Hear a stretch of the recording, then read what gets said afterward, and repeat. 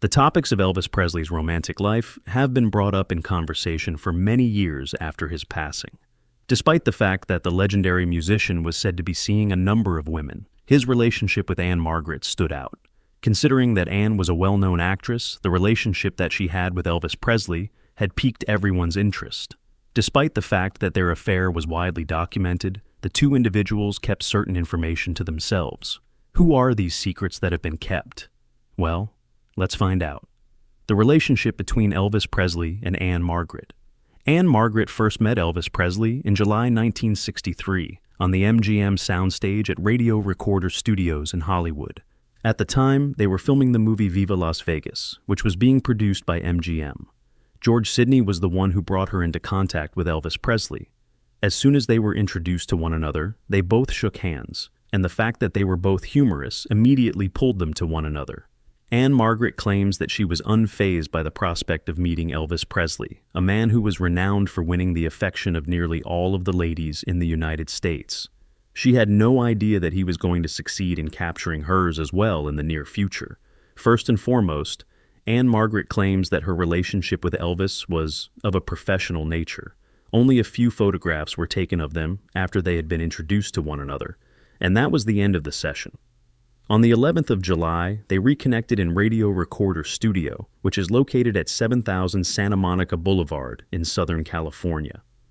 During the course of their performance, they both found each other instantaneously and were on the same wavelength.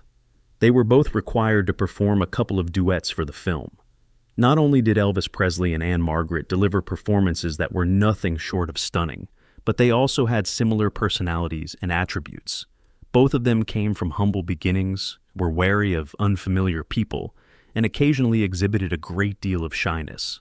A fierce, pent-up fire within them was kindled as a result of their enthusiasm for music, which also had a significant role in the flame that ignited them. The two of them shared a similar visceral response to music.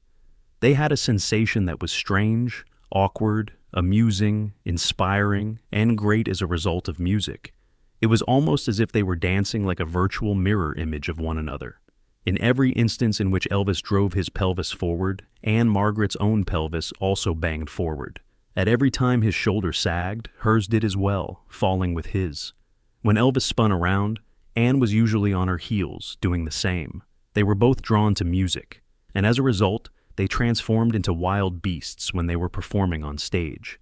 Due to the fact that they gave it their all, performing was easily accomplished. They were both people who preferred the nighttime. Ann-Margret claims that as they started working together, they both started to realize that there were a lot of things that they shared in common. There were many things that they had in common, like their love of music, their love of motorbikes, their love of family, their desire for privacy, their dedication to God, and their late-night conversations.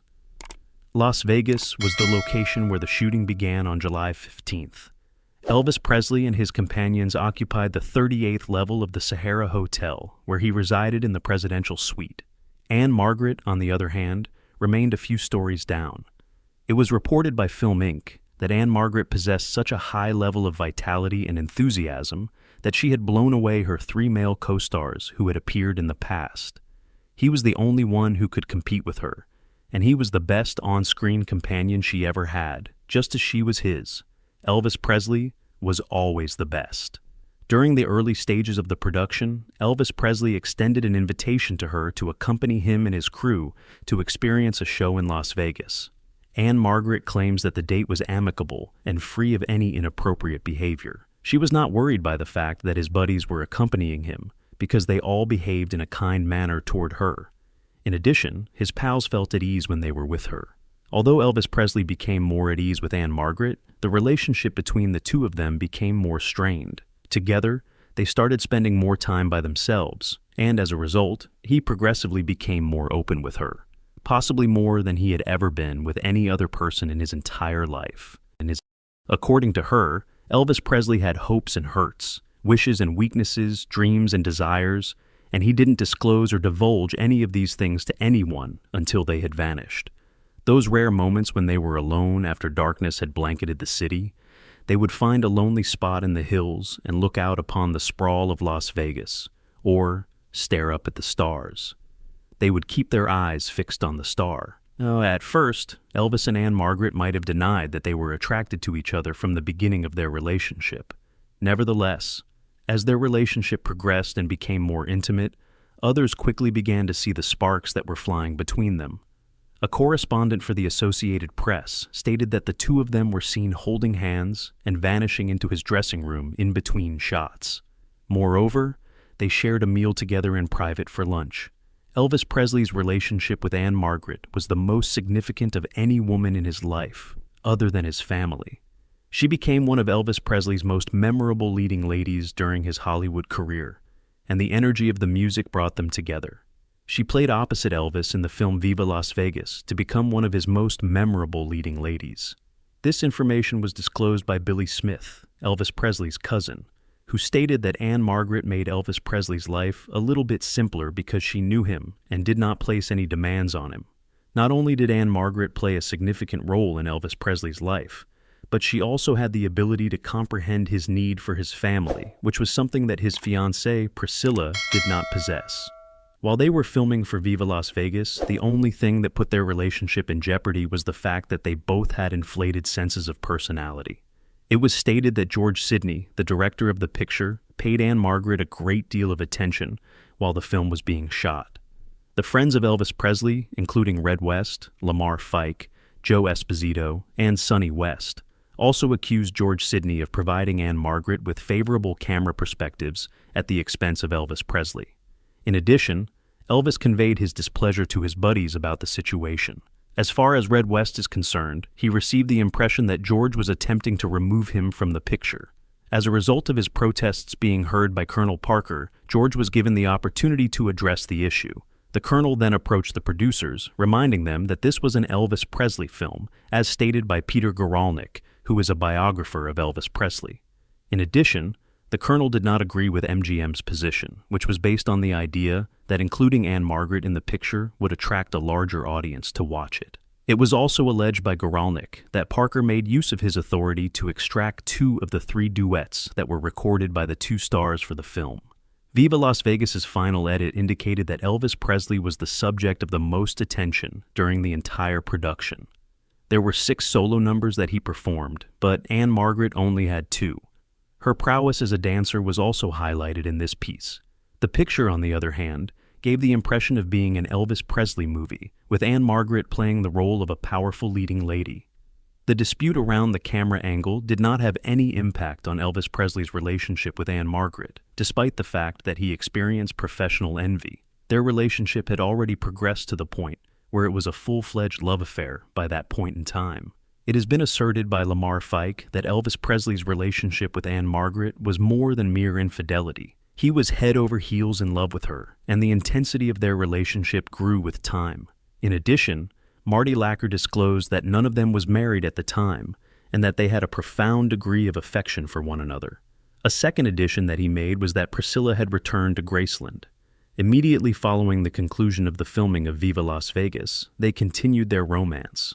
In the book written by Jerry Schilling, the author describes how he witnessed Ann-Margret entering Elvis Presley's home in California late at night in the fall of 1964, with her key under her arm. In addition, Marty Lacker asserted that Ann would write letters to Elvis and sign them with either the name Bunny or Thumper or both. Furthermore, she utilized the same code when she contacted Graceland. According to Ann-Margret, Elvis was aware of her feelings for Ping and had commissioned a circular pink bed for her as a gesture of affection. In light of the fact that Elvis Presley and Ann-Margret were really in a relationship, how long did their romance persist, and how did it impact Elvis Presley's relationship with Priscilla?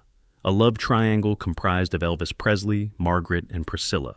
The love that existed between Ann-Margret and Elvis Presley continued to grow stronger. With the passage of time, they were accustomed to trusting one another and their emotions. Almost immediately, journalists realized that this was not a typical Hollywood romance that had been fabricated by publicity agents. Priscilla's situation in Memphis became even more chaotic as a result of the publication of articles and photographs. It was necessary for Elvis Presley to tell Priscilla that there was nothing important happening on the phone. Nonetheless, he was unable to calm her down. Priscilla made a threat to travel to the West on her own, but Elvis dissuaded her from doing so for a number of different reasons that he provided for her not to come. It was around this time that young Priscilla, with whom Elvis Presley was in a romance, was pining away at Graceland. Ann-Margret was becoming Elvis Presley's girlfriend in Hollywood. The relationship between Elvis Presley and Ann-Margret was like a fairy tale interlude in Presley's life, but it had to come to an end in 1977 because Presley made a decision. When Ann-Margret made her appearance in England for the premiere of Viva Las Vegas, the affair became significantly more publicized.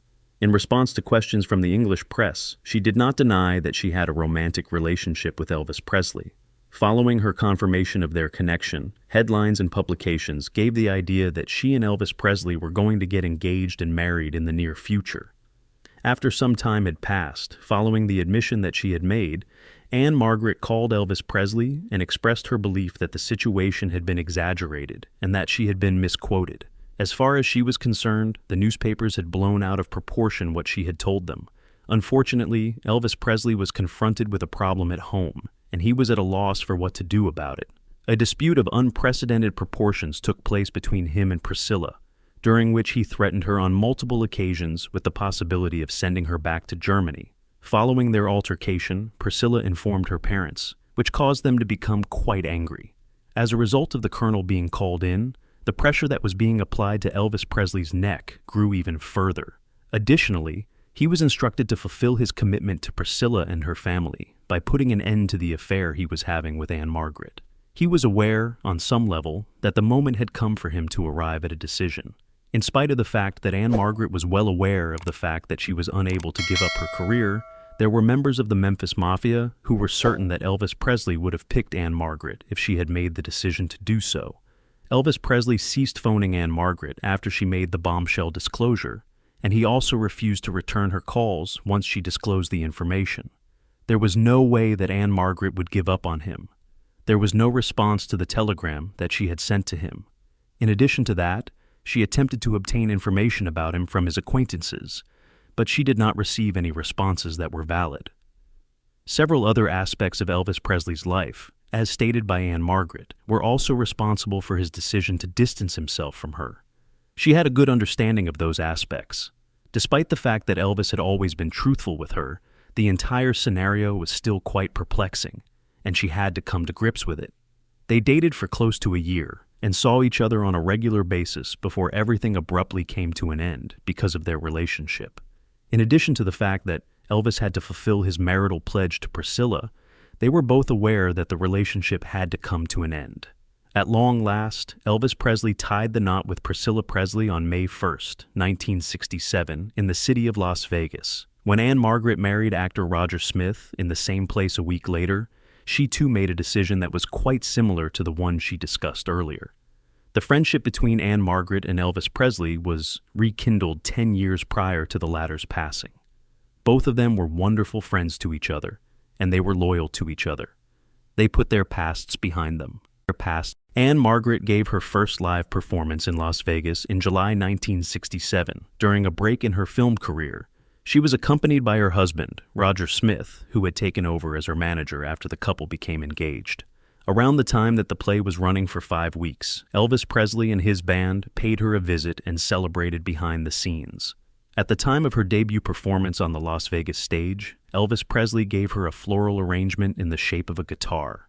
In addition to this, he continued the practice for all of her openings in Las Vegas for the rest of his life, right up until the moment he passed away.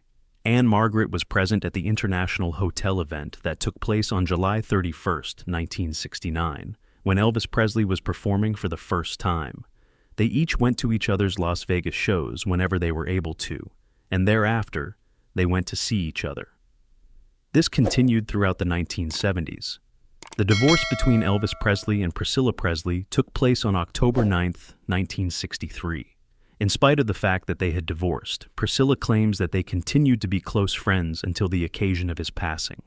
They continued to share their lives together, occasionally locking arms with one another, and stayed madly in love with one another throughout their lives. Due to the fact that they were concerned about their daughter, they never clashed with one another or had any resentment toward one another. During the 1970s, both Ann-Margret and Elvis Presley were dealing with serious personal issues. During the time that Ann-Margret Presley was struggling with alcohol addiction, which she eventually conquered, Elvis Presley was documented to have abused prescription drugs. After some time had passed, she became aware that Elvis Presley's health had deteriorated, and she spoke with Joe Esposito about the condition of his health was in. When Ann-Margret learned the tragic news that Elvis Presley had passed away in 1977, she was so upset that she could not function normally. In spite of Joe Esposito's recommendation that she not go to the funeral, she went to Graceland to attend Elvis Presley's funeral, and the family of Presley family greeted her with a warm welcome. Elvis Presley's father, Vernon Presley, embraced her and informed her in a private talk that his son, Elvis Presley, loved her deeply while holding her hands tightly. Vernon Presley was Elvis Presley's partner. In addition to that, he conveyed to her that Elvis Presley was pleased with her accomplishments. Ann-Margret was requested to present a 2-hour Elvis NBC tribute called Memories of Elvis, which was brought about by his father and Colonel Parker 3 months after Elvis Presley's passing. As far as she was concerned, that was one of the most challenging and physically taxing jobs she had ever worked on. Following the news that Vernon Presley had suffered a terrible illness, Ann-Margret made the trip to Memphis in order to pay him a well-deserved visit. At the same time, they both discussed a variety of topics and exchanged stories. Moreover, he expressed to her how much he longed for his son. Until the year 1979, when he passed away, she made periodic visits to check on him. Even in modern times, Ann-Margret continues to speak well of Elvis, and she defends him anytime someone makes an attempt to make fun of him and his artistic abilities. Her point of view was that he did not deserve the difficulties and fears that he was experiencing. In the miniseries Elvis, which aired on CBS in 2005, the narrative of her affair with Elvis Presley during the making of Viva Las Vegas was told among the characters. In the role of Ann-Margret, the actress Rose McGowan, who was also one of Elvis Presley's best men at his wedding, played the persona. According to a piece that Marty Lacker authored in the past, if Elvis had gotten married to Ann-Margret, the entire tale would have turned out differently. Ann-Margret Olsen was born on April 28, 1941, in Valsjöben, which is located in Jämtland County, Sweden. Her parents, Elvis and Margaret, were Elvis and Margaret. In the city of Örnsköldsvik, her father, Carl Gustaf Olsen, was a native of the area. After emigrating to the United States, he eventually went back to Sweden in 1937, and it was there that he became acquainted with Anna Aronson, Ann-Margret's mother. The family of 3 moved to the United States in 1946, shortly after Ann-Margret was born. In 1949, Margaret became a naturalized citizen of the United States of America. She owes a significant amount of her professional success to her parents. They put in a lot of effort to ensure that she was able to attend the Marjorie Young School of Dance, which is where she had her initial dance instruction. In 1961, Ann-Margret rose to fame as a singer with a seductive, vivacious contralto voice. She reached Hollywood notoriety in a short amount of time, which contributed to her enormous popularity. In the film Bye Bye Birdie, which was released in 1963, Ann-Margret played the role of an all-American teenager, which catapulted her to the forefront of the entertainment industry. As a result of her outstanding performance, she was also nominated for a Golden Globe in the category of Best Actress. Following the completion of a screen test at 20th Century Fox in 1961, she was offered a 7-year contract, which gave her the opportunity to launch her career as an actor. In addition to her work as an actress, Ann-Margret is also a singer and a dancer. During the year 1962, she was considered for a Grammy Award nomination in the category of Best New Artist. She also had hits on the dance charts. Over the course of her 7-decade career, the actress, singer, and dancer, who possesses a wide range of talents, has made multiple appearances on different screens. Bye Bye Birdie, which she appeared in 1963, Viva Las Vegas, which she and Elvis Presley starred in together as 2 lovers, and Carnal Knowledge, which she appeared in 1971, are some of the films in which she has appeared.